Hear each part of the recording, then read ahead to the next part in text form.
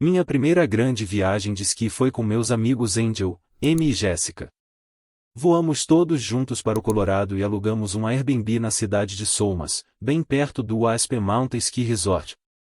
Eu tinha praticado snowboard apenas uma vez na vida até aquele momento, limitando-me a descer a Bunny Hill repetidamente. No primeiro dia, depois de chegar ao aeroporto, pegamos um Uber direto para o Airbnb.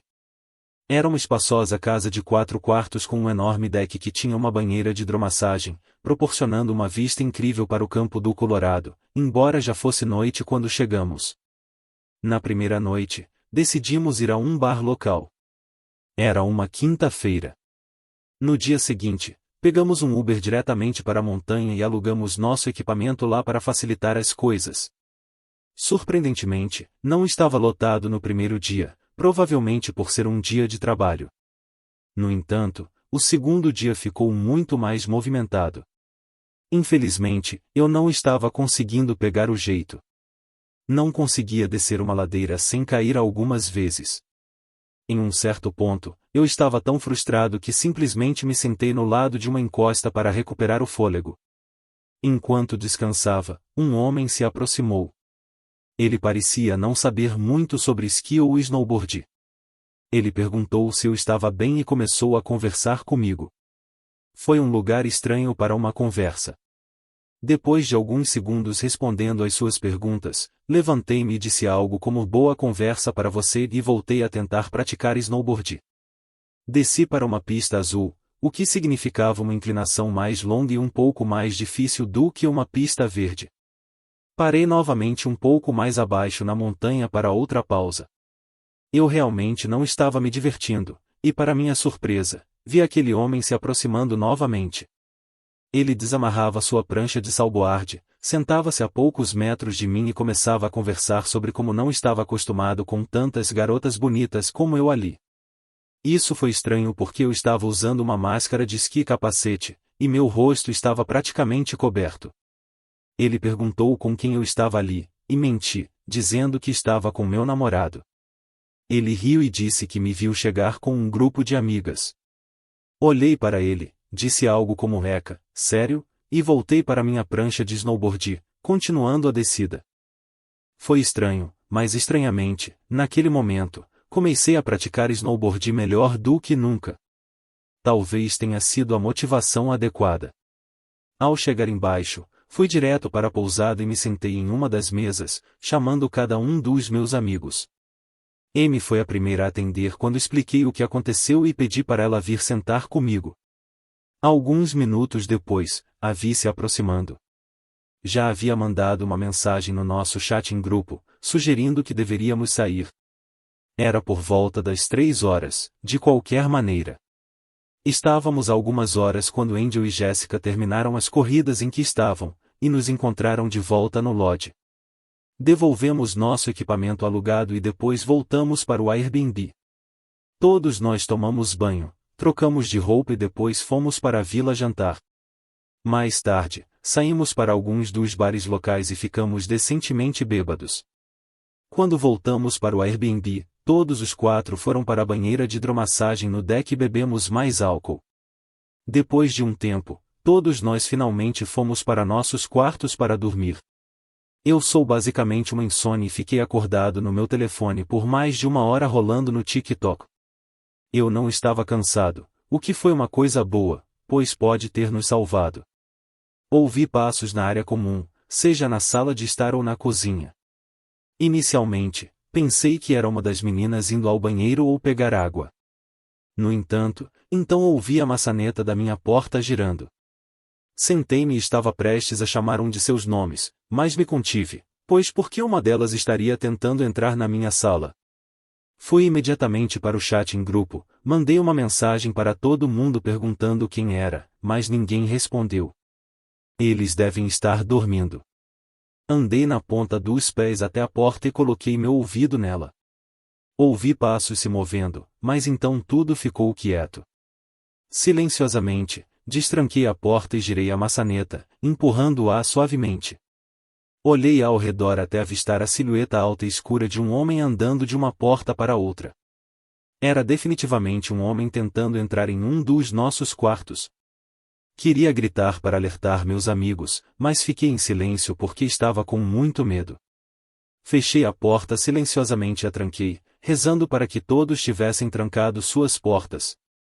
Éramos 4 garotas no Airbnb, é claro que sim.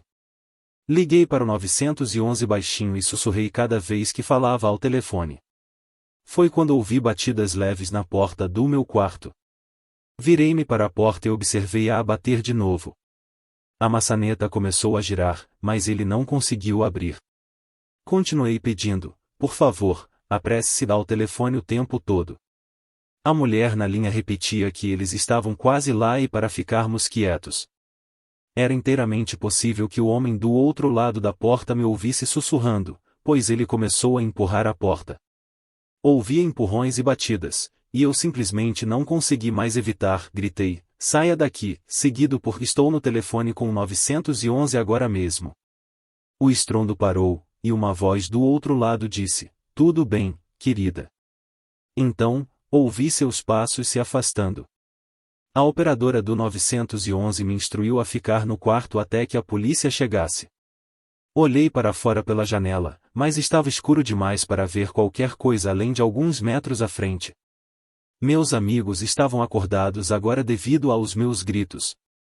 Disse a todos para ficarem em seus quartos. A polícia finalmente chegou cerca de 5 a 10 minutos depois e acertou no Airbnb, já que a porta estava destrancada, assim como confirmado. O intruso desapareceu, garantimos que todas as entradas estavam bloqueadas e protegidas, e dormimos depois disso. Foi difícil, é claro. Surgiu a ideia de que poderia ser aquele homem assustador da montanha que estava me seguindo, e comecei a acreditar que é uma possibilidade. A voz poderia ter sido uma coincidência, honestamente. Depois de trabalhar em um reembolso parcial com o anfitrião do Airbnb, que gastamos domingo viajando pela área em vez de praticar snowboard novamente, ficamos em um pequeno motel. No domingo à noite, voltamos para casa na manhã de domingo.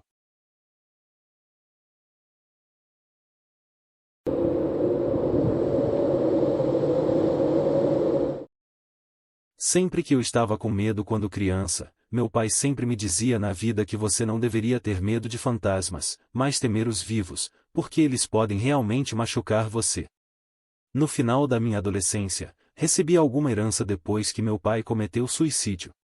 Na época de seu falecimento, ele e minha mãe eram donos de uma cabana em Oregon, perto de Monte Solteiro.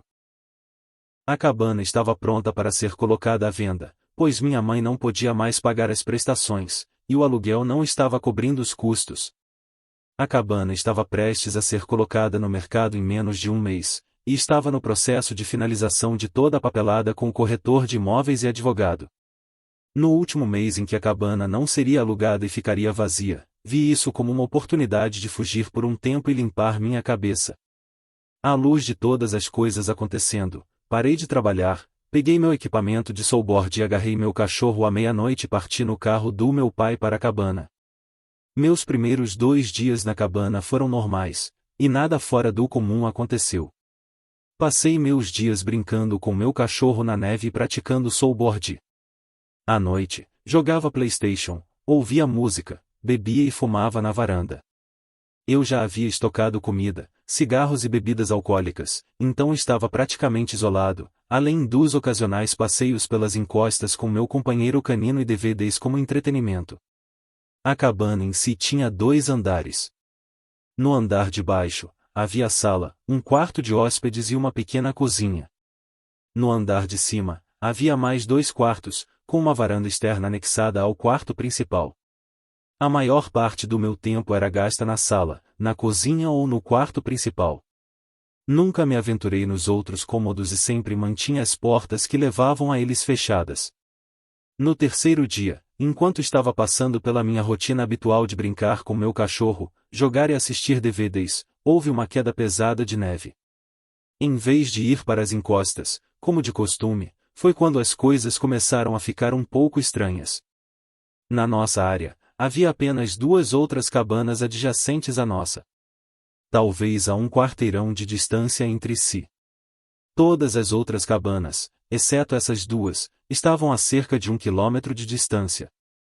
O que nos cercava era principalmente floresta e pinheiros muito altos. Ambas as cabanas estavam vazias, e nos últimos dias eu sabia que ninguém estava atualmente hospedado lá. Por volta do meio-dia, enquanto estava do lado de fora com meu cachorro, notei o que pareciam ser pegadas na neve ao redor da área ao redor da nossa cabana. Ainda estava nevando, então as pegadas pareciam semi-frescas, como se alguém tivesse acabado de estar lá nos últimos 20 a 30 minutos antes de mim.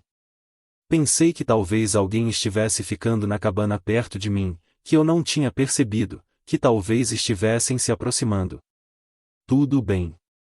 Sejam quais forem as pegadas, eu segui longe da minha cabana, e elas desapareceram na neve em direção à parte mais densa das árvores. Desconsiderei as pegadas e voltei para dentro. À noite, decidi ir para a cama com meu cachorro.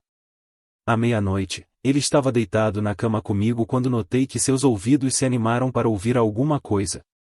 Isso foi seguido por ele pulando rapidamente da cama e correndo lá para baixo, para a sala onde eu estava deitado na cama, em silêncio. Eu estava honestamente assustado e podia ouvi-lo se movendo para frente e para trás lá embaixo por cerca de 5 minutos.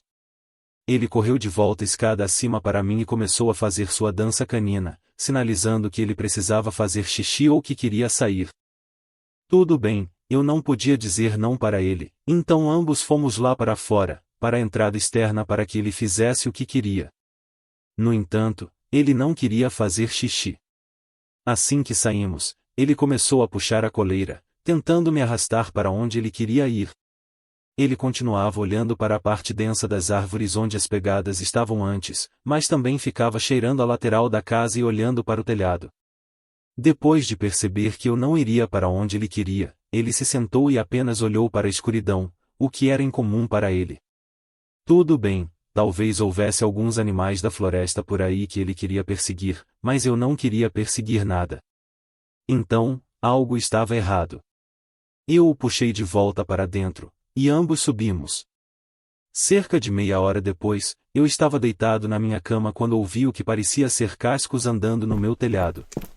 Foi apenas uma série de cerca de 6 passos, e eu racionalizei que poderia ser uma pinha caindo de uma árvore no telhado, ou talvez algum animal da floresta correndo por aí. Mas aqui está a coisa, os passos pareciam estar espaçados como um passo humano, o que realmente me assustou. À meia-noite, também ouviu o barulho e correu rapidamente para a porta de tela da varanda, esperando que eu o deixasse sair. Tudo bem, você sabe, eu sou um cara durão e na época me considerava bastante bem construído e forte o suficiente para me controlar. Então, peguei meu casaco e sapatos, junto com meus cigarros e lanterna, e saí para a varanda. Assim que saí, acendi meu cigarro e comecei a vasculhar o telhado com minha luz. Não havia nada lá, e a neve no topo estava intacta. Era estranho, talvez tudo estivesse na minha cabeça, e meu cachorro à meia-noite estava apenas alimentando minha paranoia. Comecei a me acalmar e relaxar novamente. Meus olhos começaram a se ajustar à escuridão, e continuei fumando e apenas olhando para as estrelas e árvores ao redor. Foi quando vi, em uma árvore um pouco mais alta que a nossa cabana e a cerca de 6 metros da varanda, o que parecia ser um homem agachado em uma posição de cócoras entre 2 galhos muito altos, como 8 ou 9 pés. Era muito magro, agachado em um galho, com os braços longos e brancos estendidos acima de sua cabeça, segurando o galho acima dele, enquanto sua boca estava bem aberta, sem expressão. O que diabos é isso? Eu não tinha certeza se estava realmente vendo aquela coisa e fiquei apenas olhando, sentado lá imóvel. Notei meia-noite se levantar e começar a andar atrás de mim, latindo levemente ao mesmo tempo. Eu ainda não me mexi, apaguei meu cigarro e estava debatendo sobre iluminar a coisa com a luz, mas algo na minha cabeça continuava gritando para não fazer isso. Então, andei de costas para dentro do quarto, puxando meia-noite comigo. Uma vez lá dentro, tranquei a porta e brilhei a luz na direção da coisa, mas não havia nada lá. Fechei as cortinas para a porta de tela e voltei para a cama. Mais tarde naquela noite, ouvi algumas batidas leves na porta de tela, como se alguém estivesse batendo no vidro com os dedos. Era consistente e não parou por quase 1 hora. Meia-noite parecia olhar para a porta, mas não quis mais se aproximar dela. A parte mais estranha foi que tive um sentimento como se alguém estivesse me convidando para abrir aquela porta, mas ao mesmo tempo, continuei ouvindo a voz do meu pai na minha cabeça, dizendo para ficar na cama e não fazer nada. Então, ouvi a voz do meu pai e simplesmente fiquei onde estava. Desmaiei e eventualmente acordei de manhã. Não demorei muito para arrumar tudo e sair de lá.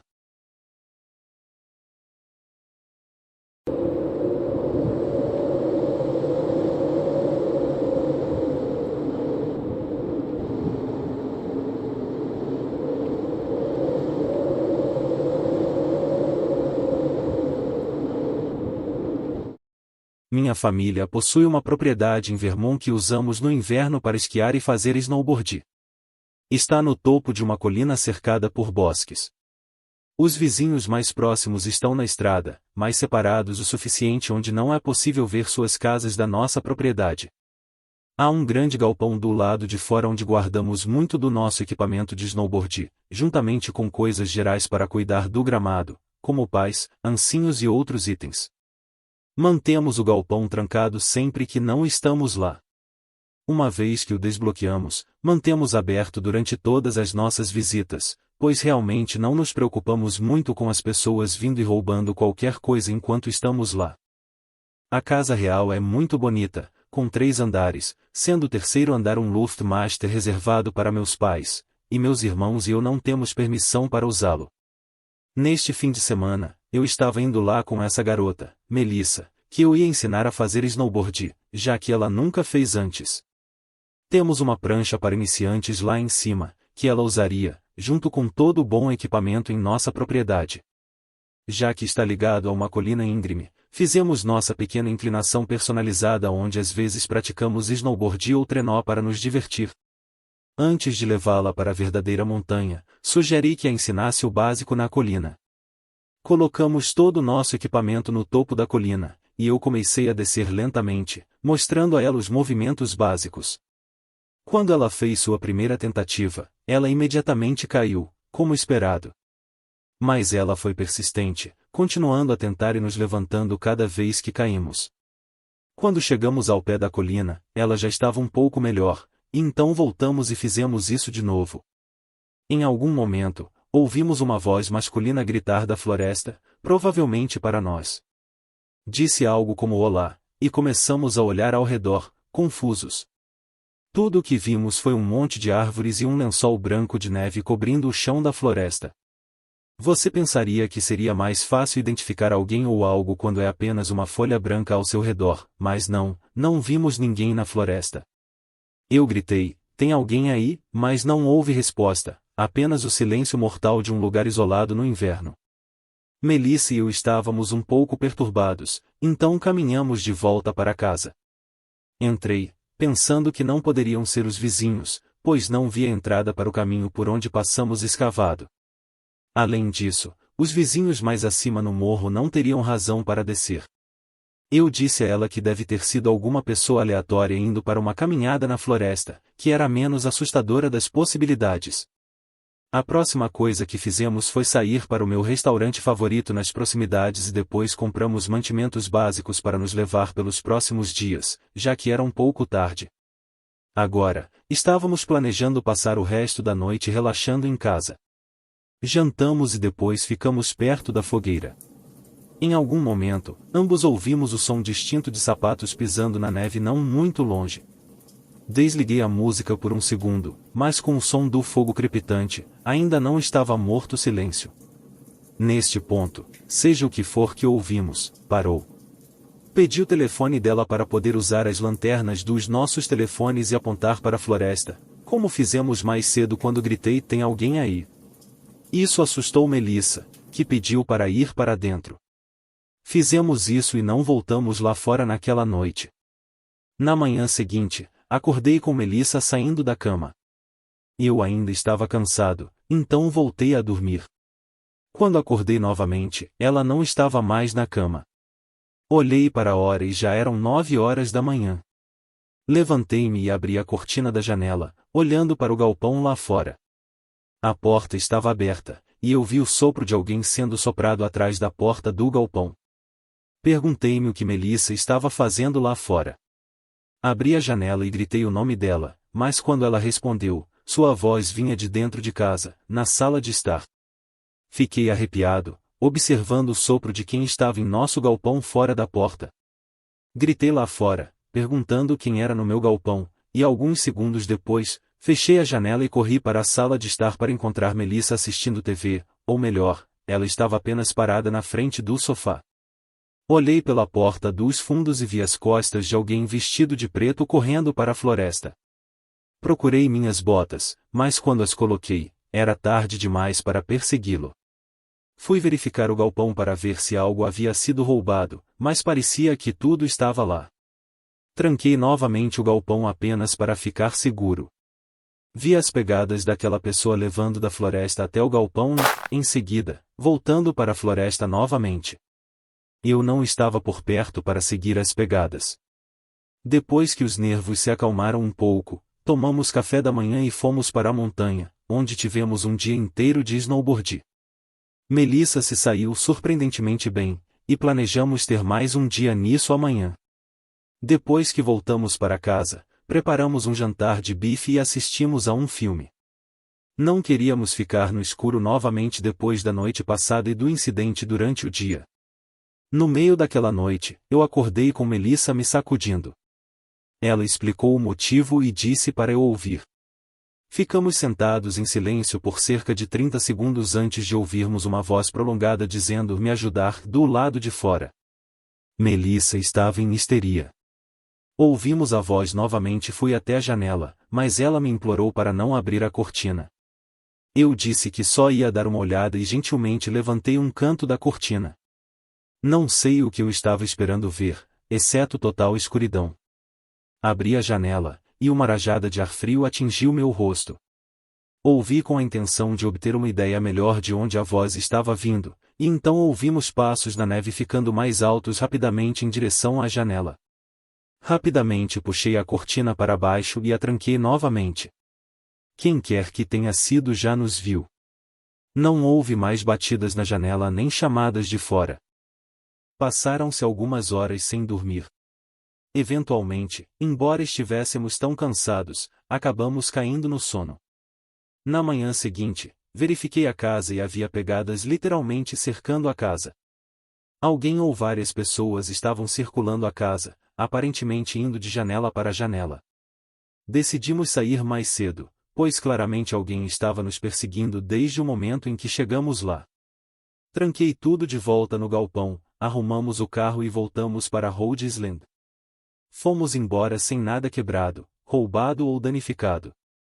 Não tenho ideia do que aquela pessoa lá fora queria, mas era definitivamente a mesma pessoa nos observando desde o momento em que chegamos lá. Poderiam ter sido várias pessoas, e quando você está em um lugar isolado como aquele, perceber que não está sozinho é a coisa mais assustadora imaginável.